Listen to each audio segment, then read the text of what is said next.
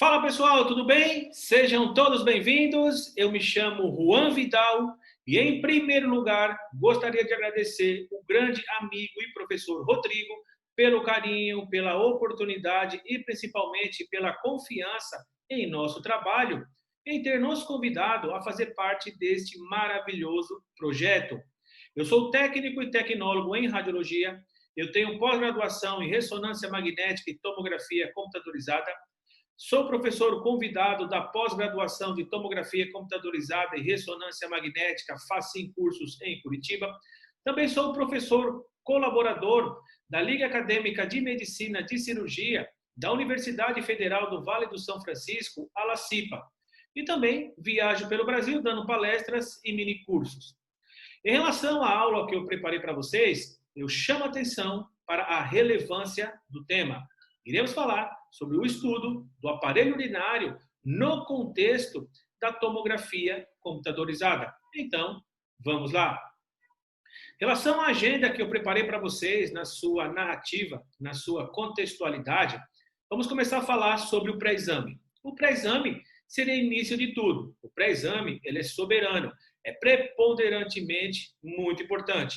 É através do pré-exame que você vai colher toda a clínica do paciente. É através do pré-exame que você vai colher todo esse histórico do paciente.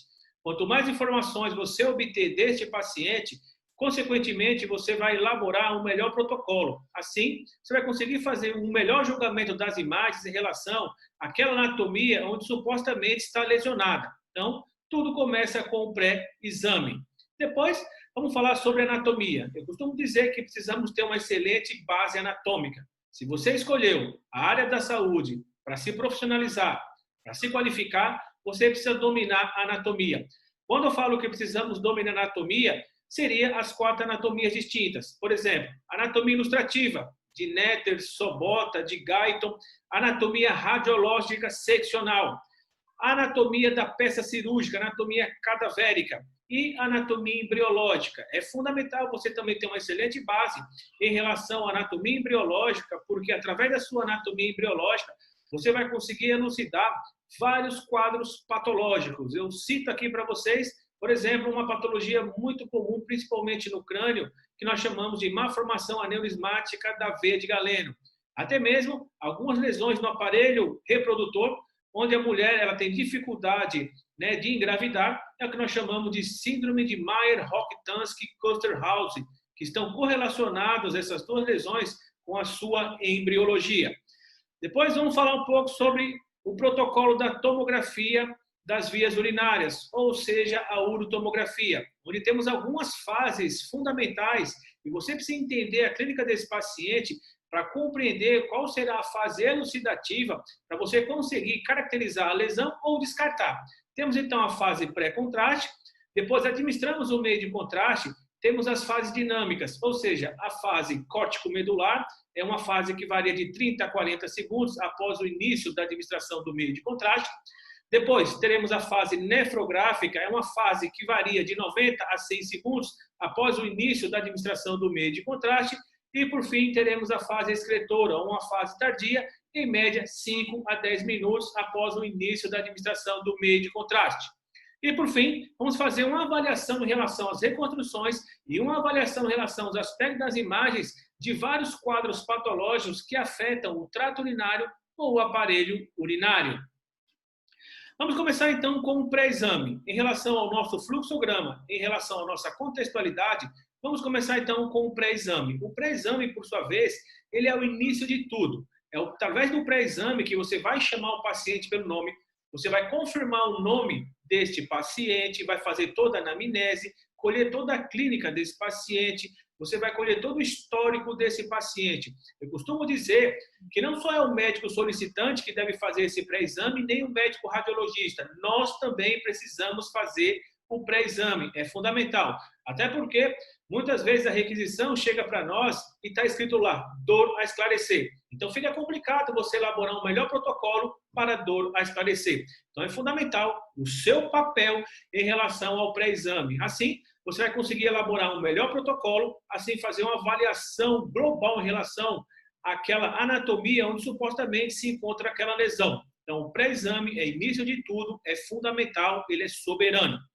Após o pré-exame, eu costumo citar 4 quesitos fundamentais para você ter um princípio em relação à imagem, você ter uma excelência em relação ao exame por um todo. Então, tudo começa com o pré-exame. Você tendo uma excelente clínica desse paciente, você consegue elaborar um melhor protocolo. Você elaborando o melhor protocolo, você vai ter a aquisição das imagens. Aí, você precisa ter um padrão de qualidade nas imagens. Você precisa entender que aquela imagem está com alta sensibilidade e uma alta especificidade naquela anatomia que você quer estudar.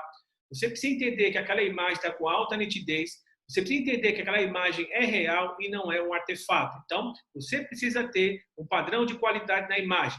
Então, primeiro, você tem um pré-exame, você faz toda a clínica desse paciente, elabora um melhor protocolo, depois tem a aquisição das imagens, você tem uma excelência em relação às imagens, depois você vai fazer a sistematização do seu exame, subindo e descendo as imagens bem devagar, sistematizando os seus olhos, sistematizando o exame e vai descrever os achados. Isso mesmo, descreva o que você está vendo em relação a alguma estrutura anormal.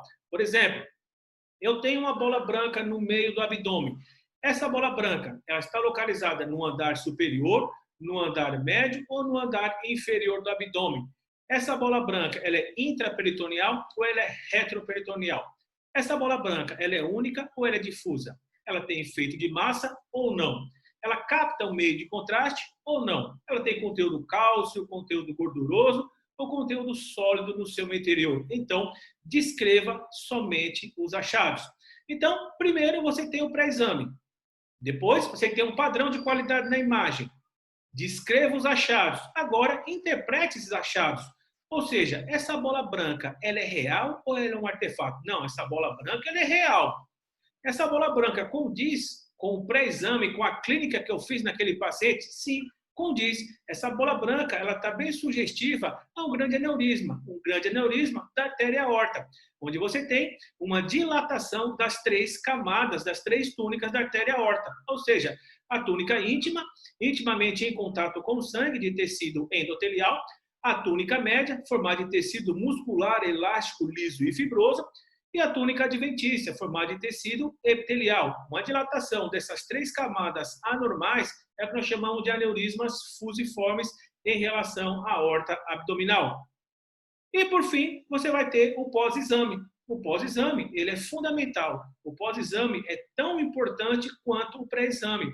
É através do pós-exame que você vai colocar em prática o seu conhecimento anatômico, patológico e fisiológico e observar algum tipo de lesão grave, como, por exemplo, um aneurisma de roto, alguma infecção grave, uma colecistite, alguma apendicite de roto, algum pneumoperitônio, e você entrar no protocolo de pânico. Esse protocolo de pânico é você avisar imediatamente o médico radiologista ou o médico solicitante. Isso porque o médico solicitante muitas vezes está passando visita ou está fazendo algum tipo de cirurgia, ou o médico radiologista está lá fazendo ultrassom ou tem um bolo de laudos para dar. Então, entre no protocolo de pânico, coloque em questão todo o seu conhecimento anatômico, patológico, radiológico. Observou alteração grave, avise o médico imediatamente, ou o médico radiologista ou o médico solicitante. Então, siga sempre essas 5 etapas quando falamos de princípios da imagem, princípios do nosso exame. Ou seja, você vai começar, primeiro, com o pré-exame, uma clínica bem apurada. Segundo, o melhor protocolo, aí você vai ter um padrão de qualidade da imagem, a imagem está excelente. Descreva os achados, você vai descrever o que você está vendo, interprete o que você está vendo e, por fim, o pós-exame, protocolo de pânico, avisar imediatamente o médico radiologista ou o médico solicitante a urgência que você encontrou na hora que você está executando o exame. Agora vamos partir para a anatomia. Começar então com a localização anatômica da região dos rins. Primeiro, vamos entender o abdômen. Toda vez que vocês forem estudar o abdômen, seja ele por raio-x, tomografia, ressonância, ultrassom, sempre dividam o abdômen em 9 segmentos, em 9 porções. Temos aqui uma ilustração, uma reconstrução em 3D de uma tomografia computadorizada, onde passamos 2 linhas na vertical, 2 linhas na horizontal, formando perfeitamente o jogo da velha.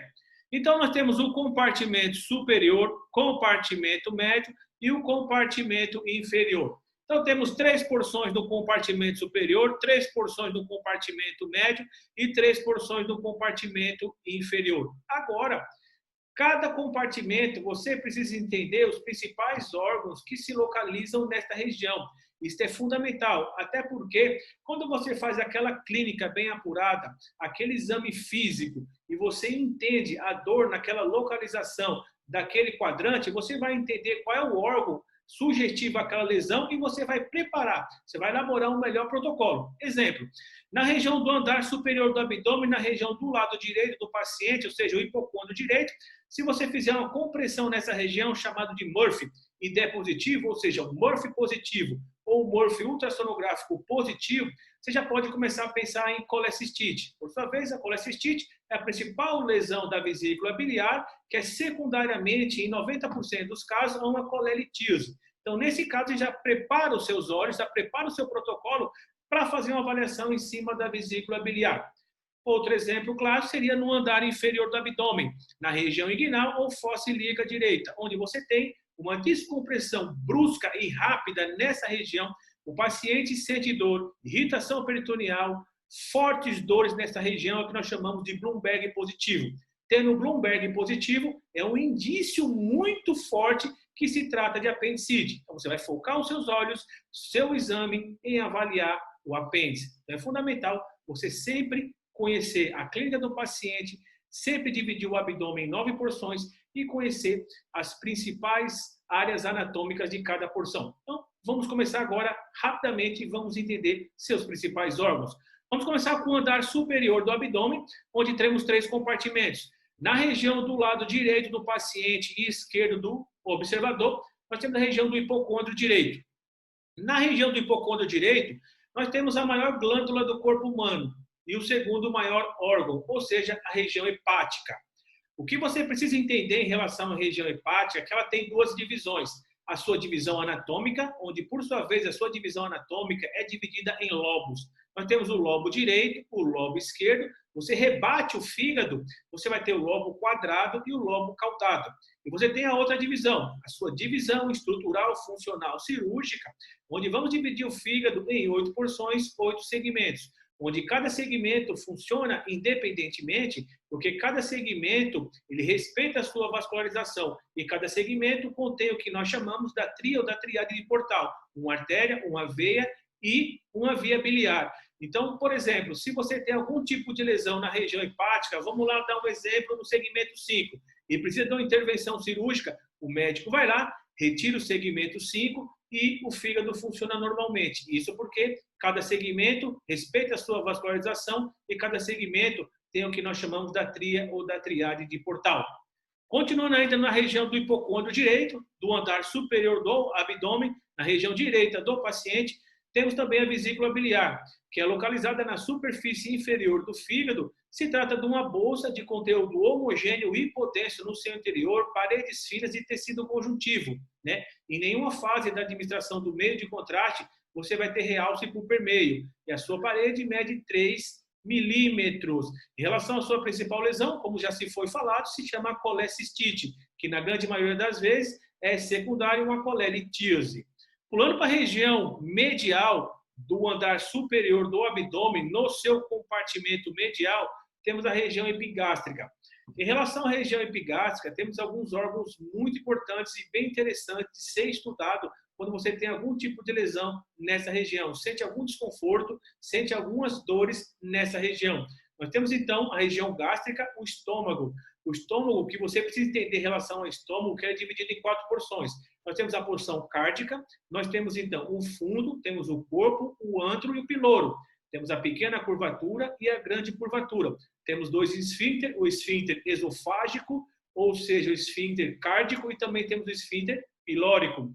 A gente rebate o estômago, nós temos uma cavidade chamada de retrocavidade dos epípolos, que ela é formada através do grande epípolo e do pequeno epípolo, ou seja, do grande aumento e do pequeno aumento. Embaixo da retrocavidade nós temos aquele órgão retroperitoneal, ou seja, o pâncreas. O pâncreas, por sua vez, ele tem duas funções, a função endócrina, a função exócrina. O pâncreas ele não tem uma cápsula protetora, por isso que ele é irregular. Ele é formado pela cabeça, pelo colo, que forma um processo uncinável, que seria um gancho, ele tem um corpo e ele tem a cauda. Pulando para a região do hipocôndrio esquerdo, nós temos então a cauda do pâncreas e nós temos o baço, a região esplênica. No baço, o que você precisa entender é que o baço ele tem duas circulações, uma circulação lenta e uma circulação mais rápida, ou seja, a polpa vermelha e a polpa branca. Então, para fazer uma avaliação em relação ao parênquima do baço, você não pode fazer de jeito nenhum em uma fase arterial.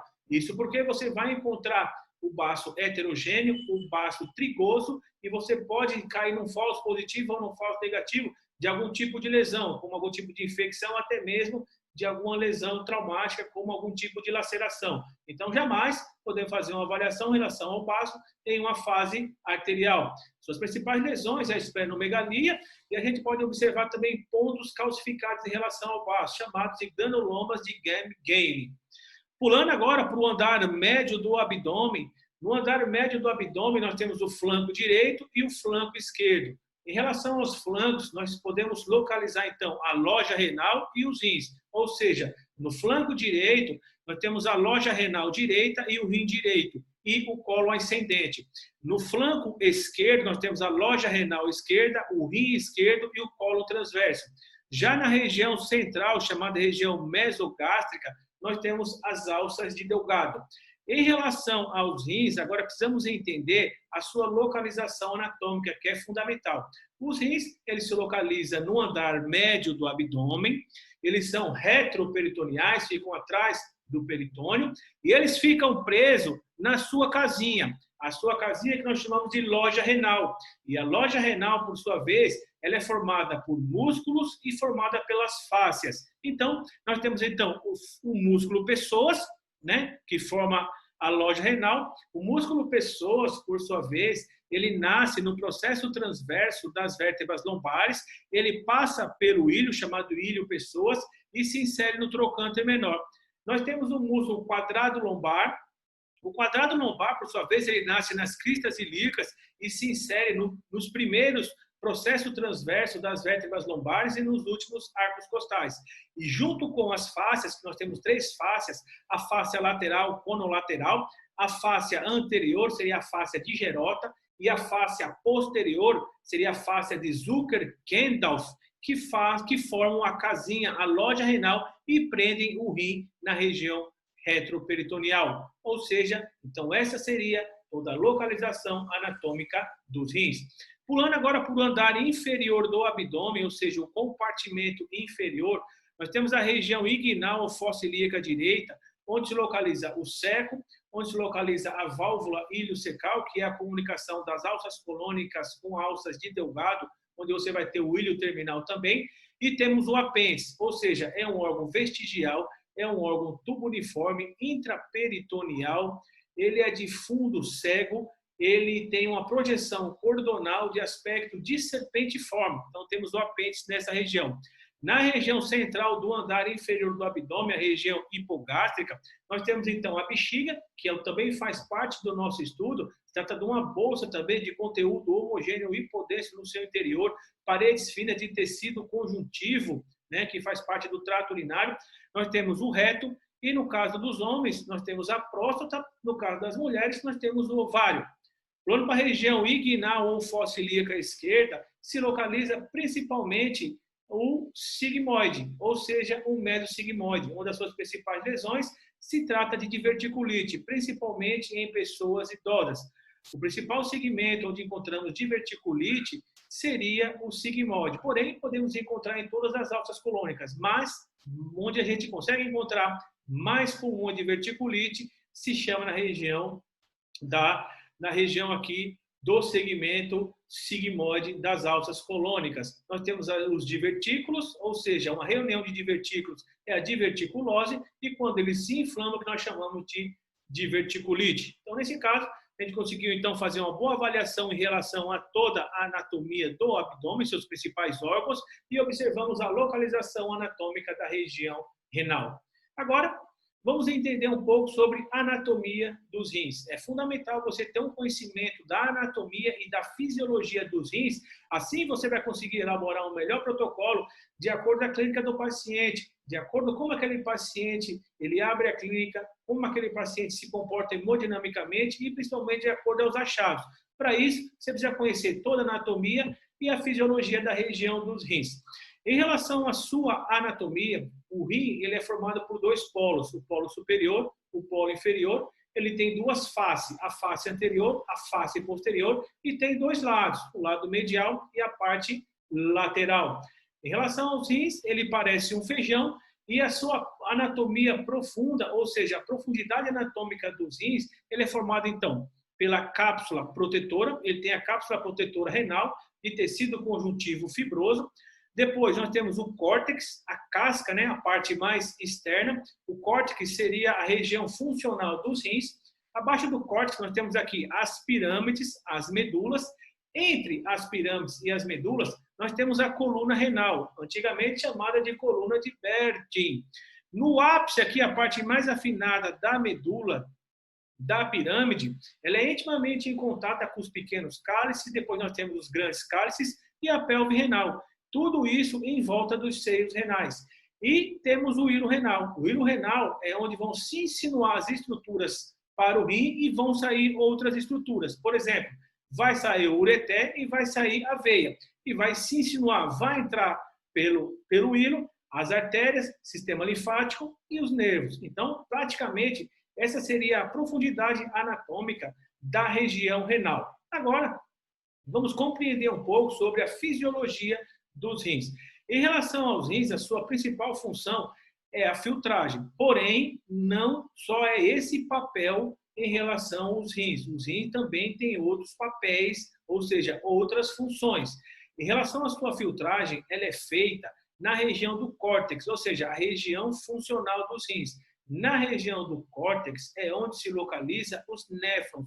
Os néfrons são as menores unidades funcionais renais. São pequenos microestruturas tubulares, tubuniformes, revestidas por capilares, que vão do córtex até a medula. Então, é nessa região que é filtrado o sangue é filtrado, depois esse sangue vai pegar as estruturas que o sangue filtra, fazer a reabsorção e depois fazer a excreção. Ele vai reabsorver as estruturas que o organismo precisa, principalmente água, cloreto de sódio, potássio, aminoácido, glicose, e ele vai excretar as estruturas tóxicas, ou seja, as estruturas tóxicas que são produzidas diariamente, metabolizadas diariamente no nosso organismo. Amônia, ácido úrico, ureia e creatinina. Então, através desses três processos, a filtragem, a reabsorção e a excreção, é que você mantém o equilíbrio do corpo, a homeostase, ou seja, o equilíbrio das estruturas hidroeletrolíticas, o equilíbrio do pH do sangue e o equilíbrio da pressão arterial. Então, é fundamental.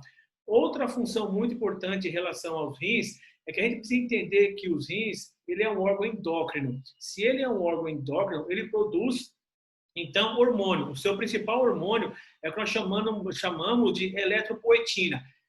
A eletropoetina, por sua vez, tem um papel fundamental de induzir a medula óssea a produzir os glóbulos vermelhos. É fundamental. Ela que vai induzir os glóbulos vermelhos. Então, quando você tem algum tipo de lesão renal, injúria renal, uma insuficiência renal, então você vai ter uma aglomeração, ele vai ter uma dificuldade de drenagem, você vai aglomerar as toxinas, esse rim vai crescer, vai ter uma insuficiência renal.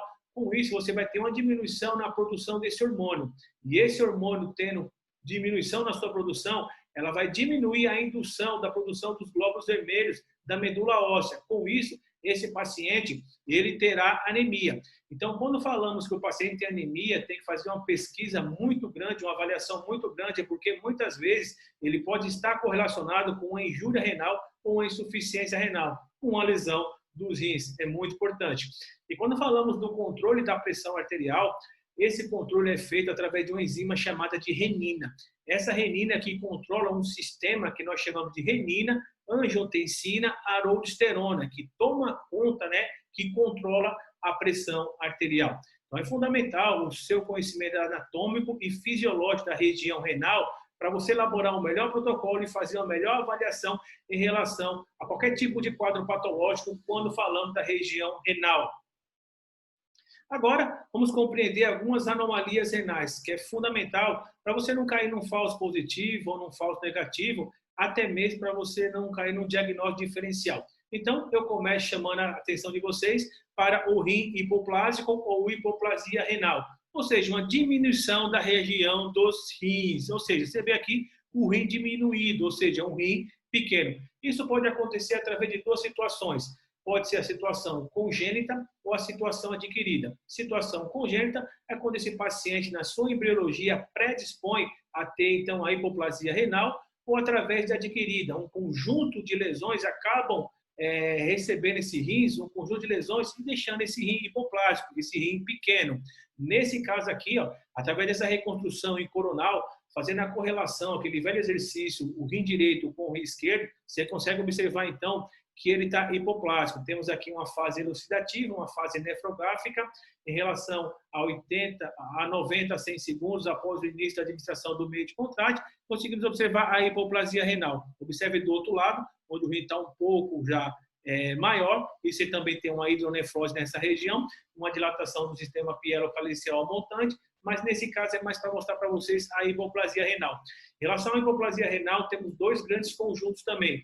Temos a hipoplasia renal total, global, onde você vai ter uma diminuição em relação ao córtex, à medula, à pelve, e temos também a hipoplasia segmentar. É importante sempre fazer essa avaliação e entender essas anormalidades, caso a gente encontre, caso a gente veja na hora da aquisição das imagens. Então, nesse caso, a gente já consegue avaliar, então, com a hipoplasia renal.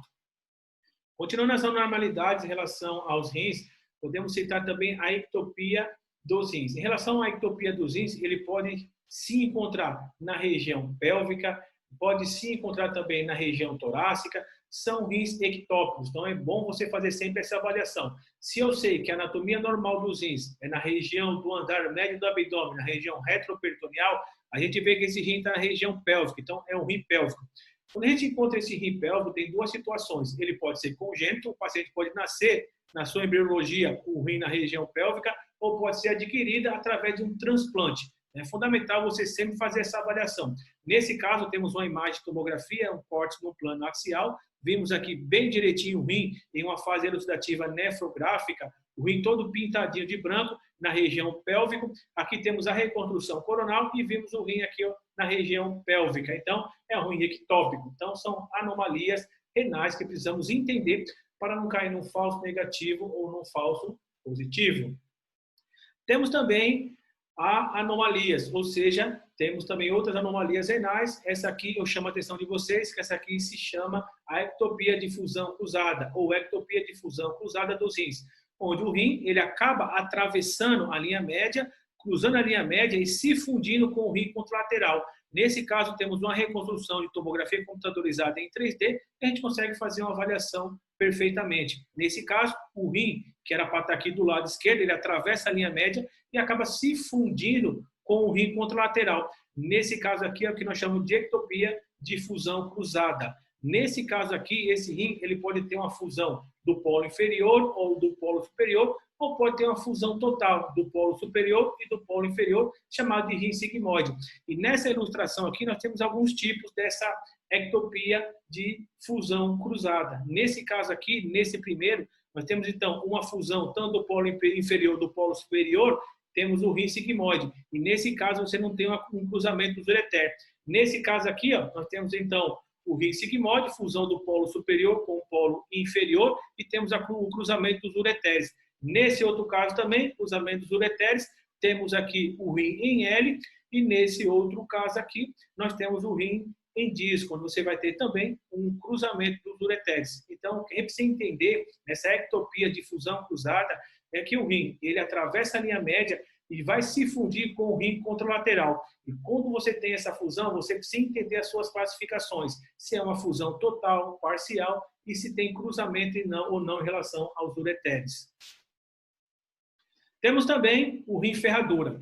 Em relação ao rim ferradura, seria a fusão do rim. Essa fusão do rim, ela pode ser a fusão do polo superior, do polo inferior, ou pode ser a fusão dos dois polos. Em relação ao rim ferradura, na grande maioria das vezes, em 90% dos casos, a fusão é feita pelo polo inferior. Essa fusão, localizada na região mediastinal, ela é muito perigosa, muito propícia à lesão. Isso porque está intimamente próxima da coluna. Então, quando você tem algum tipo de trauma, você pode chocar o rins com a coluna e ter lesões, como, por exemplo, lacerações. Então, é muito importante sempre fazer essa avaliação. Então, o rim ferradura seria uma fusão na região mediastinal, é muito propício a lesões traumáticas.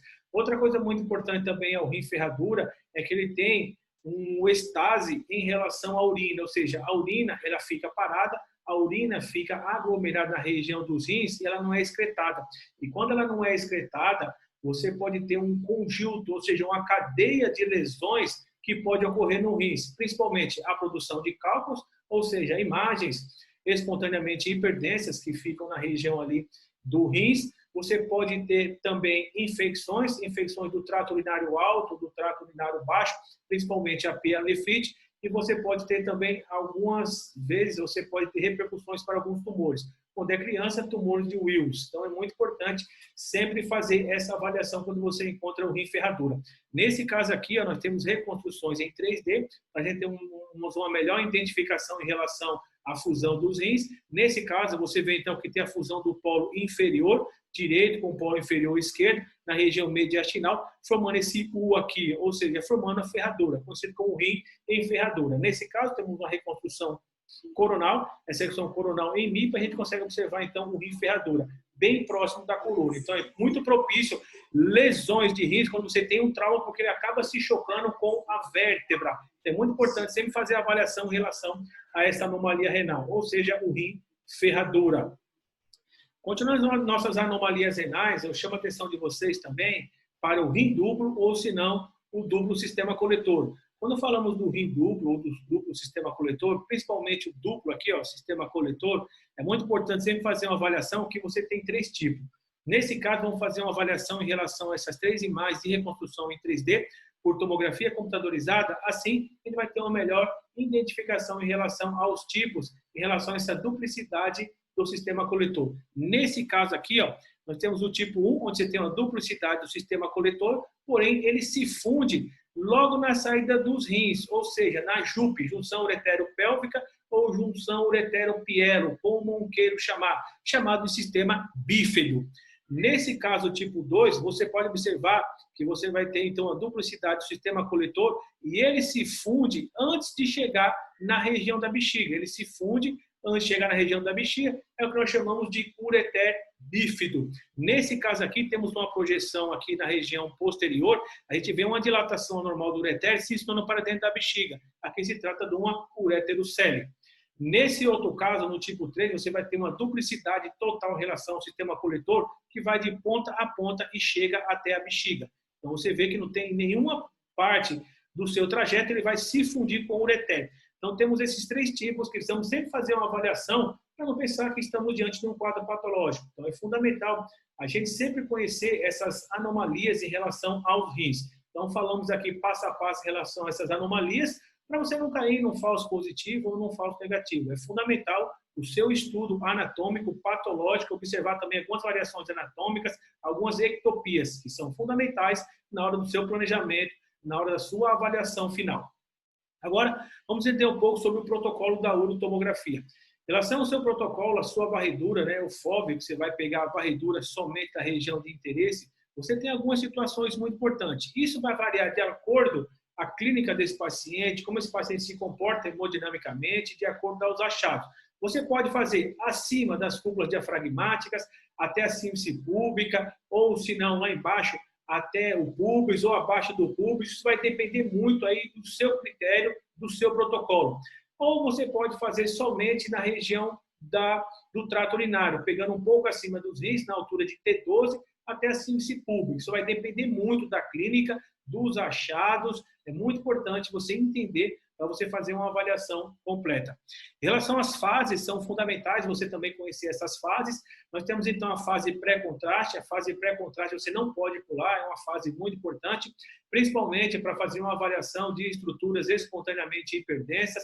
Essas estruturas é chamada de cálcio, ou seja, são cálculos renais, que são bem observados numa fase pré-contraste. Depois da administração do meio de contraste, você tem algumas fases dinâmicas muito importantes. Temos a fase nefrográfica, aliás, temos a primeira fase córtico-medular.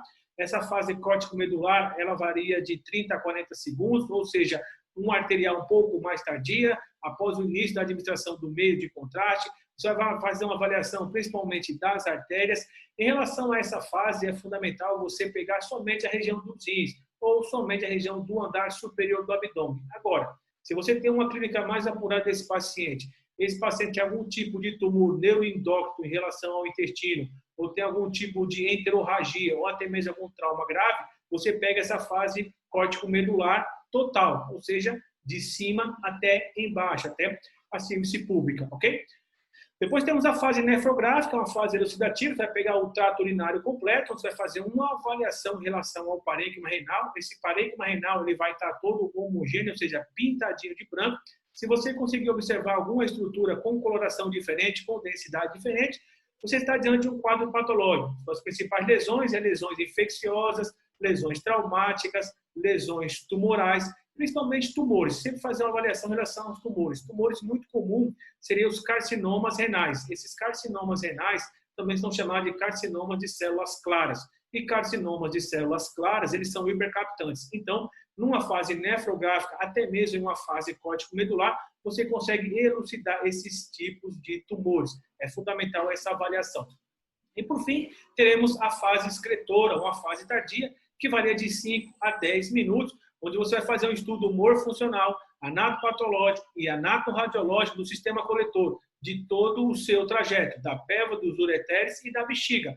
É fundamental, principalmente para fazer algum tipo de avaliação das células transicionais, o urotério, até mesmo as células transicionais, que você pode ter tumor transicional, onde pode estar dentro da bexiga ou até mesmo nos ureteres. Fazer uma avaliação se tem algum divertículo, se tem algum divertículo na bexiga, alguma laceração, alguma fístula. Então é fundamental essa fase para fazer uma avaliação do sistema coletor completo, porque ele vai estar todo pintadinho de branco. Observou alguma alteração, algum borramento da gordura adjacente, alguma falha de enchimento, já começa a caracterizar um quadro patológico. Em relação à aquisição das imagens, é fundamental também, porque quando você faz o pré-exame, você colhe toda a clínica do paciente, né, você elabora o melhor protocolo, você vai dar start. Então, você vai dar start, você vai começar o seu exame. Quando você começa o seu exame, a mesa vai se deslizar para dentro do ventre. Essa mesa se deslizando é o que nós chamamos de pitch, ou seja, é o andar da mesa a cada evolução, a cada rotação de 360 graus, dividido pela colimação. É fundamental você entender o pitch. O pitch ele não tem unidade de medida. Isso porque o pitch ele é admissional, ou seja, é uma estrutura com 3 grandezas matemáticas. Ele tem, então, a mesa anda por milímetros, o tubo roda por segundos e a colimação por milímetros. Você tem 3 grandezas matemáticas, se torna uma estrutura admissional. E essa estrutura não tem unidade de medida, é o chamado de pitch.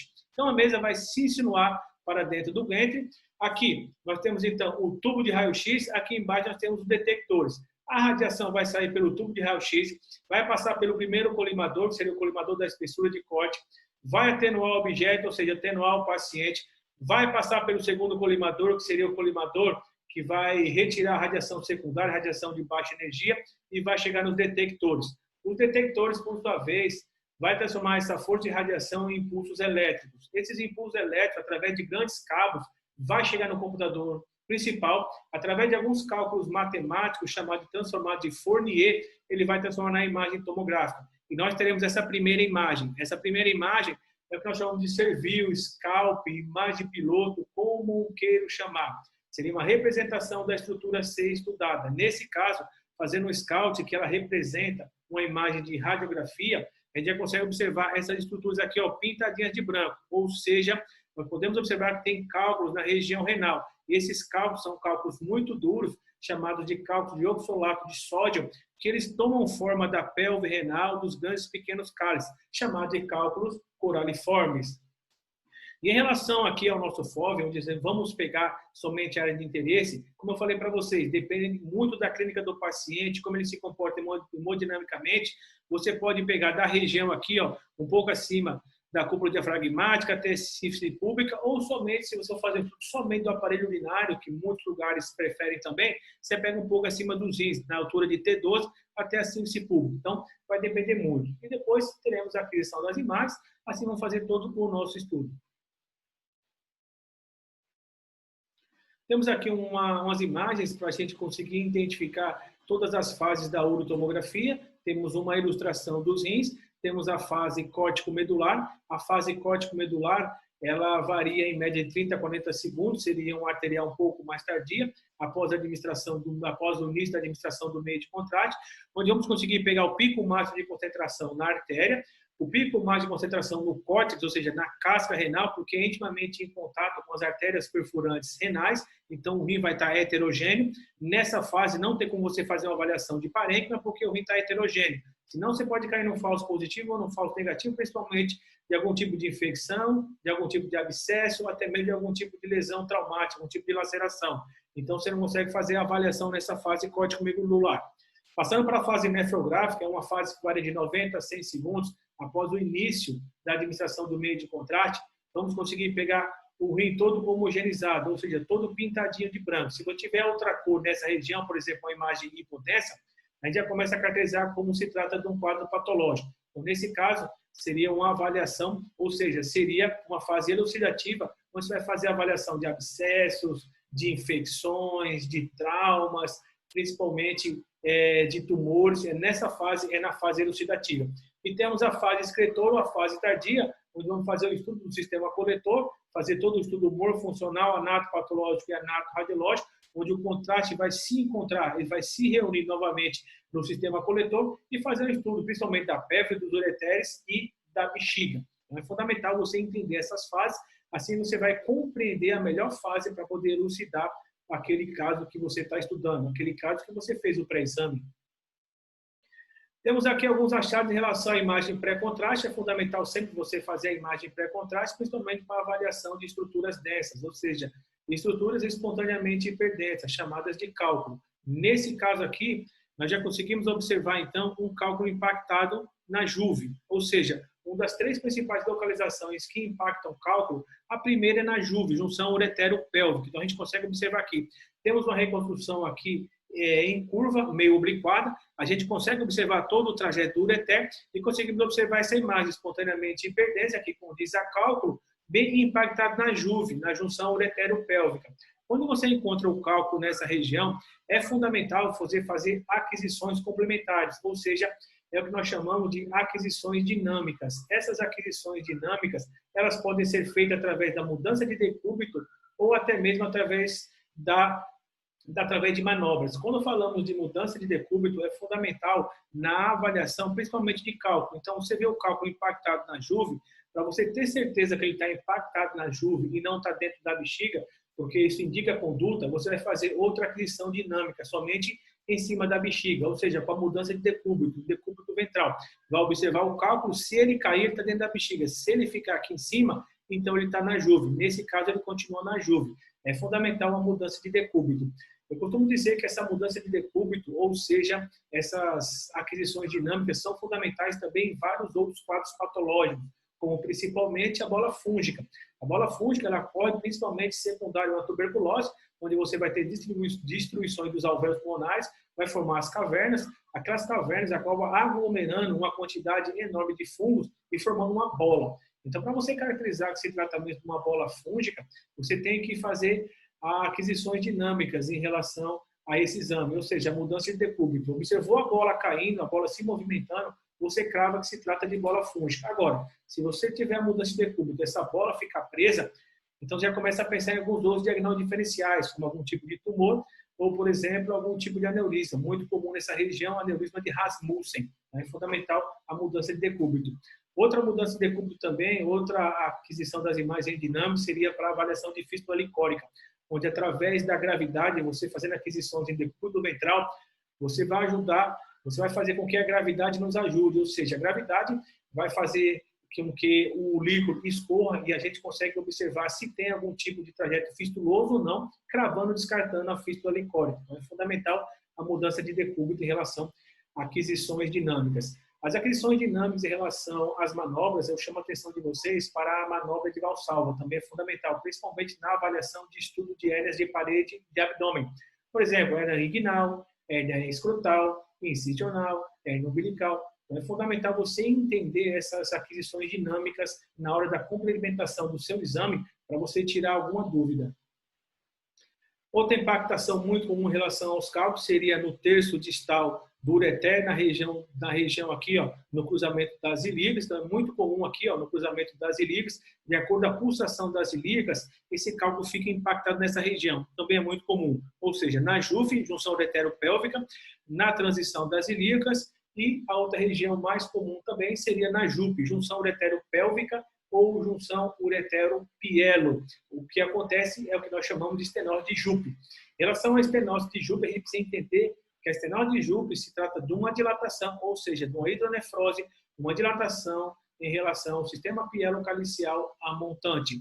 Temos duas situações em relação à JUP, ou seja, a estenose de JUP. Nós temos a congênita e a adquirida. Quando falamos de congênita, muitas vezes pode ocorrer através das artérias renais, onde as artérias renais acabam cruzando na JUP e tendo aqui uma estenose. Ou até mesmo você tem que fazer uma avaliação em relação ao seu diagnóstico diferencial. Vou observar, então, alguns diagnósticos diferenciais, onde você pode observar uma megacaliectasia congênita, você pode observar, então, uma pelve extra-renal, ou até mesmo você pode fazer uma avaliação em relação a algum cisto para renal nessa região, né? Então, você tem que avaliar principalmente a JUP, quando falamos de estenose de JUP congênita, nos seus diagnósticos diferenciais. E quando falamos de estenose de JUP em relação à sua parte adquirida, é principalmente através de impactação de cálculo, ou seja, a uropatia obstrutiva por cálculo. A gente consegue observar, nesse caso, o cálculo aqui na JUP, junção uretero-pélvica. Então, é fundamental o seu estudo em relação à JUP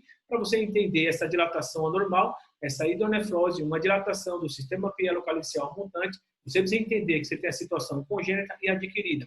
A situação congênita, muitas vezes, pode ocorrer através do cruzamento da artéria renal e você tem alguns diagnósticos diferenciais, como, por exemplo, uma megacaliectasia congênita. Você tem que fazer uma avaliação em relação, pode ter uma pelve extra-renal ou um cisto para-renal. É muito importante essa avaliação para você não cair no diagnóstico diferencial.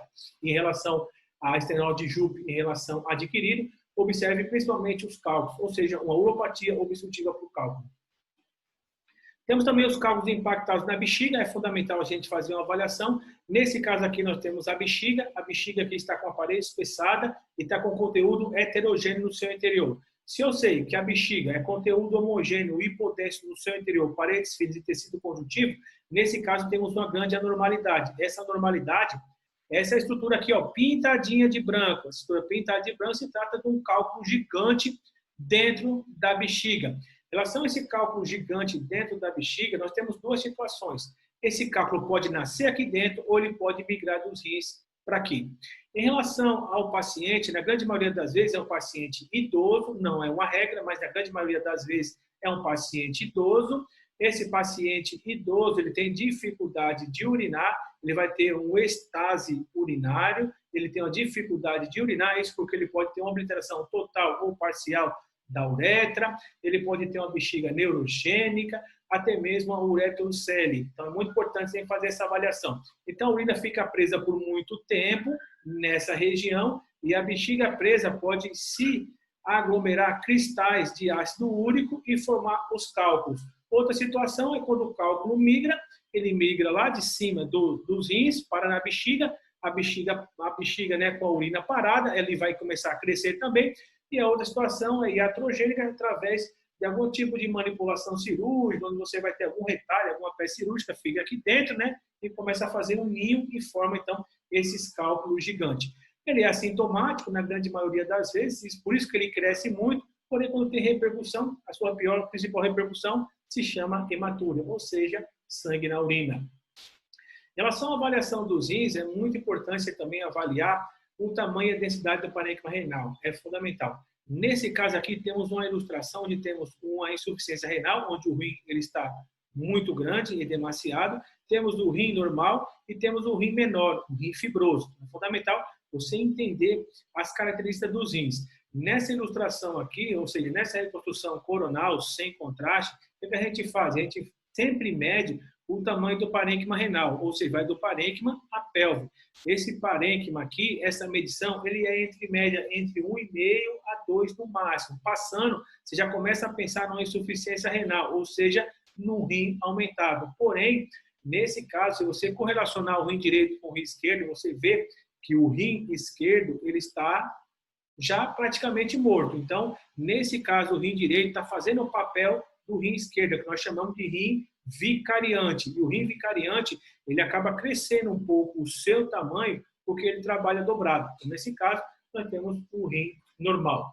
Outra situação muito importante é você tirar a densidade na fase pré-contraste do rim direito com o rim esquerdo. Isso porque a densidade tem que dar praticamente igual. Se você pegar uma densidade um pouco maior, bem consideravelmente, de um rim para o outro, você já começa a pensar em alguma lesão fibrótica. Então, esse rim já está começando a ter algum tipo de insuficiência renal, tendo a sua área fibrótica. Então, é fundamental você sempre tirar também as densidades.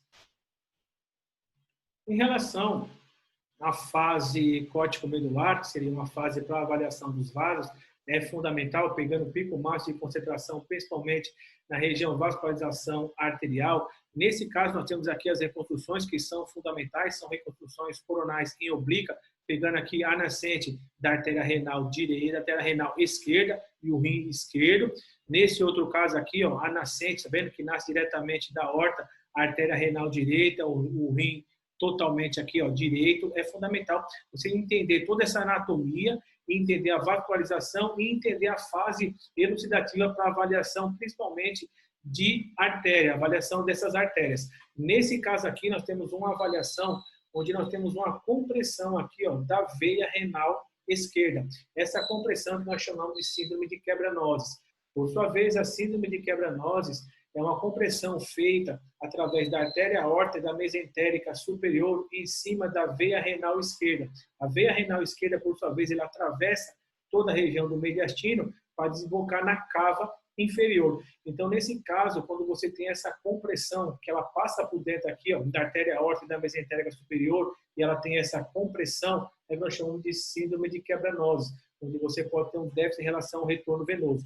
Cuidado para cair no diagnóstico diferencial, que você pode ter também a compressão da terceira porção do duodeno, chamado de síndrome da veia mesentérica superior. Cuidado para não cair no diagnóstico diferencial, porque ela é diferente da síndrome de quebra-nozes. A síndrome de quebra-nozes é a compressão da veia renal esquerda pela artéria aorta e a mesentérica superior. Por sua vez, a síndrome da mesentérica superior seria a compressão da terceira porção do duodeno através da artéria aorta e da artéria mesentérica superior. Cuidado para cair no diagnóstico diferencial. Então, é fundamental você fazer essa avaliação em uma fase córtico-medular. É fundamental. E também para fazer uma avaliação na estenose de Jupe também, onde você vai fazer uma avaliação para ver se essa estenose de Jupe ela é congênita ou seja através do cruzamento das artérias renais. Temos aqui outra situação, em uma fase córtico-medular. Nesse caso aqui é interessante sempre fazer essa avaliação, que você pode fazer aqui, ó, correlacionando o rim direito com o esquerdo. Você vê que um está vascularizado, o outro está sem vascularização. Isso porque nós temos aqui o que nós chamamos, ó, de dissecção. Em relação à dissecção, ela se trata de um rasgo na túnica íntima, que é intimamente em contato com o sangue, e esse sangue, ele acaba percorrendo entre a íntima e a média. E através da sua pressão sistólica, ele vai subindo no vaso, ele vai rasgando. Então, de acordo com a altura desse rasgo, você tem algumas classificações. E essas classificações indicam conduta, que é a classificação de Beck 1, de Beck 2, de Beck 3, ou Stanford A e Stanford B. Nesse caso, a gente consegue observar a dissecção. Nós temos aqui a luz verdadeira e temos a luz falsa. A luz falsa, geralmente, ela é maior, ela tem aqui o formato de cuia, chamado de sinal da cuia, e na luz verdadeira, muitas vezes, você vai ter as calcificações. Essas calcificações são na túnica íntima. Então, nesse caso, você vê que a artéria renal direita, ela sai diretamente da luz verdadeira. Então, ela tem uma vascularização um pouco mais rápida. E a artéria renal esquerda sai da luz falsa, não tem uma vascularização mais lenta, a pulsação mais lenta. Então, você tem um retardo em relação à vascularização renal. Nesse caso, ele vai vascularizar normalmente para você não pensar no diagnóstico diferencial, como, por exemplo, algum infarto renal, alguma desvascularização. Nesse caso aqui, nós temos a reconstrução em MIB, a gente consegue observar, então, toda a sua vascularização renal e a gente vê o retardo em relação ao rim esquerdo, de acordo à luz falsa que nutre o rim esquerdo. Então, é fundamental sempre fazer essa avaliação, para você não pensar que, nesse caso aqui, se trata, então, de uma desvascularização. Temos a fase nefrográfica, né? A fase nefrográfica também ela é fundamental, seria a fase elucidativa, onde, fazendo uma correlação da fase pré-contraste, em uma fase pré-contraste você vai encontrar o rim desse jeito aqui, ó, isodenso, ou seja, com a densidade praticamente igual. Se você encontrar uma lesão aqui cística, essa densidade ela é bem próxima do parênquima renal e você não vai conseguir fazer o seu estudo. Então, você vai conseguir só encontrar a imagem isodensa, uma imagem só sem diferença de densidade. Então, por isso, administramos o meio de contraste em uma fase elucidativa, chamada de fase nefrográfica. Vamos pegar o pico máximo de concentração de contraste no parênquima renal em média de 90 a 100 segundos após o início da administração do meio de contraste. A gente, nesse caso, já consegue observar, então, essa imagem cística, né? Observa essa imagem cística.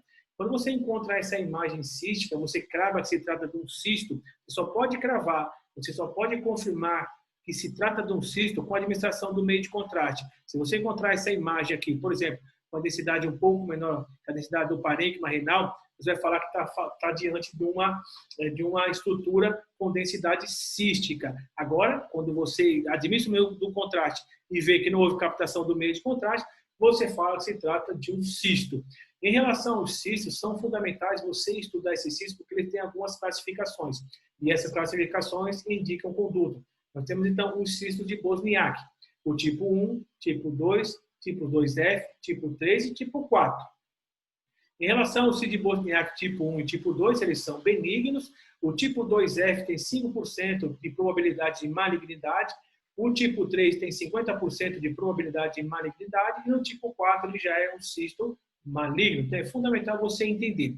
Em relação ao cisto de Bosniak tipo 1, é esse cisto aqui, ou seja, quando falamos de cisto, se trata, então, de uma bolsa, né, de material homogêneo e hipodenso, de conteúdo hipodenso no seu interior. Ele não vai ter realce ao meio de contraste em nenhuma fase, paredes finas, tecido conjuntivo. Somente isso. Então, nesse caso, nós temos o cisto tipo 1 de Bosniak, ou seja, você não vai ter septações, você não vai ter calcificações, você não vai ter conteúdo dentro no seu interior e você não vai ter o realce do meio de contraste. Então, é Bosniak tipo 1.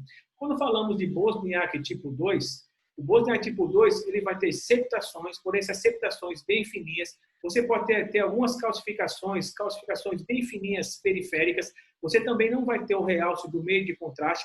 Você pode ter esse cisto denso, ou seja, por exemplo, um sistemático, que não vai ter também captação do meio de contraste, e esse cisto ele tem menos do que 3 centímetros. No tipo 2F, por sua vez, esse cisto já vai ter a parede espessada, ou seja, espessamento parietal. Você vai ter septações, umas septações um pouco mais proeminentes, calcificações um pouco mais grosseiras na sua periferia. Você não vai ter o realce do meio de contraste. Você pode ter também esse cisto um pouco mais denso, por exemplo, o cisto hemático, porém sem sem captação do meio de contraste, porém um cisto maior do que 3 centímetros. E quando falamos do Bosniak 3, é um cisto que você vai ter septações grosseiras, septações proeminentes, irregulares, com a captação do meio de contraste. E quando falamos de Bosniak tipo 4, será um cisto onde você vai ter conteúdo denso no seu interior, você vai ter captação do meio de contraste, então estamos falando de um Bosniak tipo 4. É fundamental você entender a região cística, compreender a região cística e classificar essa região cística, porque essa classificação indica conduta. Outra situação em relação aqui à fase nefrográfica seria a avaliação dos cistos, continuando aqui a avaliação dos cistos. Temos aqui uma fase pré-contraste, uma fase nefrográfica e uma fase tardia. Nesse caso aqui, a gente consegue observar, então, uma densidade um pouco menor que a densidade do parênquima renal. Tiramos aqui o ROI, colocamos uma elipse, né? O ROI, unidade de densidades em medidas Raphson, deu aqui 9. Na fase nefrográfica, deu 12. E na fase tardia aqui, deu 9. Então, a gente costuma dizer que não houve captação do meio de contraste. A gente já começa a pensar que houve captação do meio de contraste quando você tiver uma densidade superior a 15 a 20 após a administração do meio de contraste, quando você correlaciona com a pré-contraste. Então, é fundamental você sempre correlacionar com a pré-contraste para você ver se houve captação ou não do meio de contraste, porque isso indica a conduta e você classifica esse cisto de Wozniak. Em relação à fase nefrográfica, fazer uma avaliação em relação à infecção é fundamental também. Nesse caso aqui, ó, nessa fase córtico-medular, pico mais de concentração nas artérias e no córtex, você pode observar a imagem heterogênea. Mas você não pode cravar que se trata de uma pielonefrite, porque numa imagem normal em relação à fase córtico-medular, em uma fase normal, você vai observar um rim heterogêneo, porque você vai ter captação do meio de contraste no córtex, na casca, e você vai ter preservado, assim, não vai ter ainda captação do meio de contraste nas medulas. Então, é fundamental você não fazer a avaliação na fase córtico-medular. Somente no córtex fazer a avaliação na fase nefrográfica. Nesse caso aqui, nessa avaliação na fase nefrográfica, a gente consegue observar, então, áreas que captam contraste entremeadas em áreas que não captam contraste, chamada de atenuação em mosaico, ou seja, o nefrograma estriado. Observou o nefrograma estriado, a gente já começa a pensar, de acordo com a clínica do paciente, já começa a pensar em uma pielonefrite. Então, você vê aqui essas áreas hipodensas, sem a captação do meio de contraste, entremeadas nessas áreas branquinhas, onde houve captação do meio de contraste. E você vê que não preserva a cortical. Então, a gente está diante de uma pielonefrite bilateral, observado perfeitamente através dos aspectos das imagens. Cuidado com o diagnóstico diferencial com o infarto renal. Por sua vez, no infarto renal também tem essas mesmas características, áreas que captam contraste, entremeadas em áreas que não captam contraste, porém ele preserva a parte mais distal do córtex. Então, ele preserva aqui, ó, aqui. Então, você vê que tem teria o real do meio de contraste se fosse um infarto renal. Então, nesse caso, se trata, então, de uma pielonefrite. É muito importante fazer avaliar a pielonefrite numa fase de pré-contraste, porque muitas vezes você não vai ter nenhum sinal, você não vai ter o borramento da gordura, você não vai ter nenhuma heterogeneidade em relação aos rins, porém, você tem que continuar a investigação. Mesmo esse paciente apresentando a clínica, continua a investigação. E essa continuação dessa investigação é através da administração do meio de contraste. Nesse caso aqui, a gente vê o rim um pouquinho aumentado, só isso. Porém, a gente não dá para cravar que se trata de algum tipo de lesão. Você não tem borramento, você não tem estriação líquida, porém, quando a gente continua a investigação, a gente conseguiu elucidar esse caso na fase nefrográfica através de áreas que captam contraste entremeadas em áreas que não captam contraste, ou seja, o nefrograma estriado. Algumas reconstruções coronais, nesse caso aqui, para pegar o maior eixo do rim, então a gente consegue observar então áreas que captam contraste, entremeadas em áreas que não captam contraste, caracterizando assim então uma pielonefrite aguda bilateral. Então vocês conseguem observar perfeitamente através das reconstruções. Em relação à fase nefrográfica, como eu falei para vocês, é uma fase que vai pegar o pico máximo de concentração no parênquima renal, vai ter homogeneidade em relação ao parênquima renal. Assim, a gente vai conseguir fazer uma avaliação completa em relação ao seu parênquima, observar se tem algum tipo de infecções, algum tipo de trauma, algum tipo de tumor. Então, é fundamental, seria uma fase elucidativa.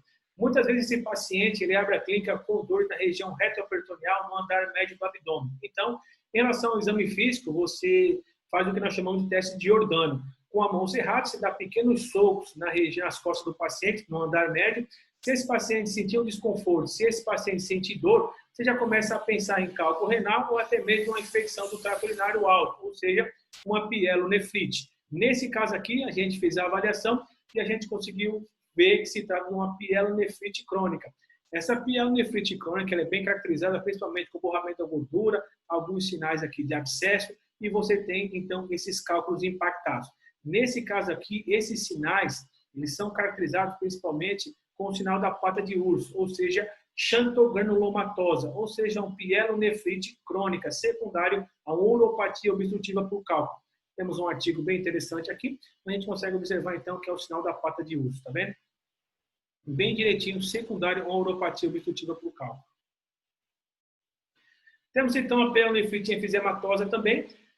Quando falamos da pielonefrite enfisematosa, é uma situação gravíssima, muito grave, ou seja, se trata de uma infecção mórbida, onde ela é caracterizada principalmente com gás na região dos rins ou na região do lado, ou seja, pararrenal, e você tem que ter um tratamento precoce. Por quê?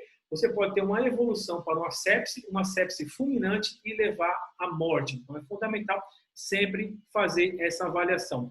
Em relação à clínica desse paciente, na grande maioria das vezes, esse paciente ele vai abrir a clínica com dores na região retroperitoneal, no andar médio do abdômen, ou seja, cólicas renais. É um paciente que apresenta febre, é um paciente, na grande maioria, idoso, é um paciente hipertenso, é um paciente diabético, é um paciente gravíssimo. Então, é fundamental fazer essa avaliação. O exame padrão ouro de avaliação de uma pielonefrite enfisematosa se chama tomografia computadorizada. Em relação aos seus achados, você vai encontrar então, o rim aumentado, o rim edemaciado, você vai encontrar, então, também algumas estriações líquidas gasosas, você vai encontrar bolhas gasosas também nessa região, estruturas de níveis hidroaéreos, você pode encontrar necrose, você vai encontrar, também pode encontrar abscessos e destruição do parênquima renal. São alguns achados fundamentais na pielonefrite enfisematosa. Em relação à pielonefrite enfisematosa, também temos dois tipos. O tipo 1 é quando você vai ter destruição do parênquima renal mais de 1/3, onde você tem uma probabilidade de mortalidade de 70%, e no tipo 2, você vai ter uma destruição do parênquima renal em menos de 1/3, onde você tem uma probabilidade de até 20% de mortalidade. Então, é fundamental você sempre fazer essa avaliação, ok? Nesse outro caso aqui, nós temos, então, uma pielite enfisematosa. A pielite enfisematosa, por sua vez, é diferente da pielonefrite enfisematosa, é gás no sistema coletor. Então, é uma situação benigna que se trata de gás no sistema coletor. Cuidado para não cair no diagnóstico diferencial. Temos aqui também a cistite enfisematosa, onde você vai ter gás aqui, ó, nessa região, ou seja, gás na parede da bexiga, chamada de cistite enfisematosa. Então, só para a gente fazer essa avaliação. Essa cistite enfisematosa é muito importante sempre fazer essa avaliação, porque esse gás ele pode subir também pelos ureteres, chegar na pelve renal, caracterizando assim também uma pielite enfisematosa. Na fase tardia, sempre fazer uma avaliação em relação à fase tardia, é fundamental você fazer essa avaliação na fase tardia, isso porque na fase tardia você vai fazer uma avaliação principalmente do sistema coletor, nos ureteres, no sistema coletor, na pelve e na bexiga, fazer essa avaliação para poder elucidar o caso. Nesse caso aqui, nós temos então uma lesão, onde você vê no pré-contraste uma lesão na região retroperitoneal, você não sabe do que se trata, administramos o meio de contraste, fizemos uma fase elucidativa, conseguimos ainda observar a lesão, temos uma laceração, ainda temos essa lesão aqui, ó, bem delimitada e encapsulada na região retroperitoneal, mas ainda não sabemos do que se trata. E na fase tardia, a gente vê essa lesão inundada aqui, ó, de urina, ou pacificada momentaneamente pelo meio de contraste, caracterizando assim, então, o urinoma. Esse urinoma aqui, ó, acontece de acordo a uma lesão, ou seja, um rompimento do sistema coletor. Então, temos o urinoma. O urinoma, ele é caracterizado, ele é cravado, ele é diagnosticado na fase excretora. É fundamental, sempre com lesão renal, acompanhar todas as fases. Temos, então, esse urinoma. Esse urinoma, nós temos dois tipos que ocorre o urinoma. O urinoma secundário a um trauma, ou se não, o urinoma secundário a uma uropatia obstrutiva por cálculo. Temos também a bexiga cheia, para fazer uma avaliação em relação à bexiga. O interessante é você homogeneizar toda a bexiga, ou seja, fazer rotações nesse paciente 360 graus para você homogeneizar essa bexiga e fazer todo o seu estudo. Nesse caso aqui temos um divertículo, nesse outro caso aqui temos uma falha de enchimento chamado de carcinoma de células transicionais. A gente consegue observar em relação ao estudo da bexiga. Nesse outro caso, temos também uma relação a uma bexiga. Nessa bexiga temos um divertículo nessa região e temos uma estrutura aqui, ó, uma massa, né, uma confusão aqui. Então, optamos fazer um decúbito ventral. Nesse caso aqui, a gente vê um trajeto fistuloso. Se trata, então, de uma fístula na bexiga, onde você vê o contraste, né, a urina opacificada momentaneamente pelo contraste, extravasando e caracterizando assim, então, nessa região aqui, uma fístula, beleza? É fundamental também a mudança de decúbito, imagens dinâmicas para poder caracterizar a lesão. Nesse caso, se trata de uma fístula. Trauma renal, quando falamos de trauma renal, é fundamental você entender as suas classificações, ou seja, o grau de severidade em que se encontra esse trauma. Através da classificação por tomografia computadorizada, ela é feita através da AST, Associação Americana de Cirurgia do Trauma. Em relação à AST, você tem 5 tipos. O primeiro tipo, onde você vai ter aqui o hematoma subcapsular somente. No grau 2, você pode ter hematoma subcapsular com a laceração menos de 1 centímetro. No tipo 3, o hematoma subcapsular com a laceração maior do que 1 centímetro, porém ele preserva o sistema coletor. No tipo 4, você pode ter hematoma subcapsular, você vai ter uma laceração aqui, ó, que acaba lesionando o sistema coletor, tem um rompimento do sistema coletor, pode ter urinoma nessa região, então você vai ter urinoma, e você pode ter lesões vasculares segmentares.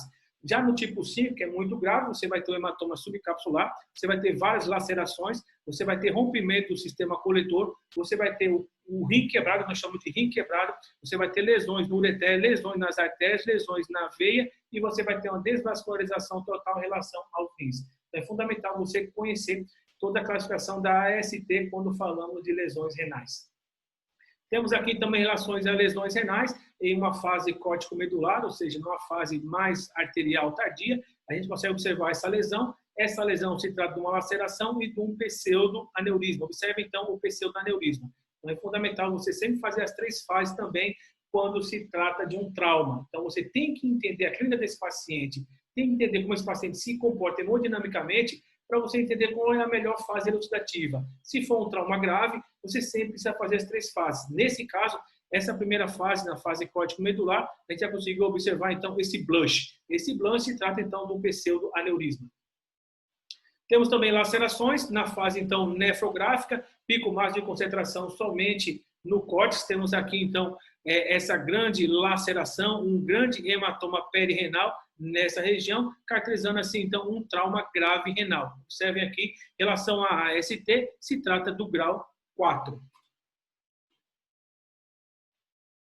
Em relação à bexiga, também fazer uma avaliação em relação à bexiga na fase tardia, observar se tem algum tipo de lesão. Nesse caso aqui, temos uma lesão pós-traumática, onde na fase pré-contraste, a gente fazendo uma avaliação da fase pré-contraste, a gente vê então a parede espessada, a urina extravasando aqui, ó, mas a gente não vê um ponto de transição, fica um pouco encoberto de acordo a pouca diferença de densidade. Após a administração do meio de contraste, uma fase elucidativa, uma fase mais tardia de 5 a 10 minutos, a gente consegue observar então o ponto onde você teve o extravasamento do meio de contraste, a laceração e inundação de urina, ou pacificado momentaneamente pelo meio de contraste, na região aqui do abdômen, ou seja, na região da cavidade abdominal.